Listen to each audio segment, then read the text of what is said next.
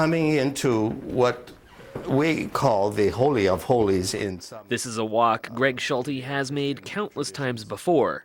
First as a music student of Lyle Gustin.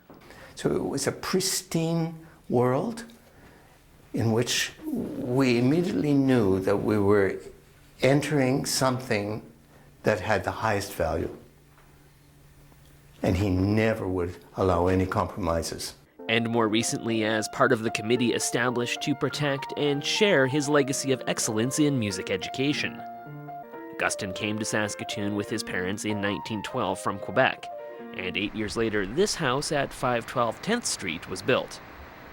Over the next several decades he would teach hundreds of students in the studios here, with his precise yet patient style. I had one moment when I didn't meet expectations. And I studied it for a week and came back, and I started to play it. And then he sat at the other piano and played it as it must go along with me. And I found it quite challenging to keep up with him. And then afterward he said, "Do you find this piece too difficult?" Many of Gustin's former students went on to perform and teach around the world. Following his death, a committee was formed, and with help from the University of Saskatchewan and a lot of time and money, the house was renovated back to its original condition. In 1988, it was designated a heritage building by the city to ensure Gustin's legacy was preserved. We have a sure, clean building in which all of these things breathe the old air, really. And so the walls just echo countless performances by promising students. Preservation efforts were assisted and also made necessary by the fact that not one, but two historically significant buildings exist on the property. Although the Marr residence is the oldest house in Saskatoon still in its original location, this unassuming-looking building is actually the city's oldest structure.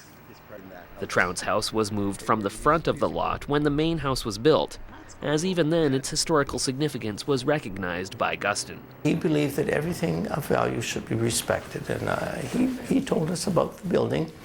And I remember he said that, and this is probably a myth, that Louis Riel spent a night here under guard on his way to Regina. We had to help it because it was deteriorating at the bottom, being in the earth. The earth had grown up around it. And so we built a cement pad for it and then lifted it up carefully. And we use old glass whenever possible.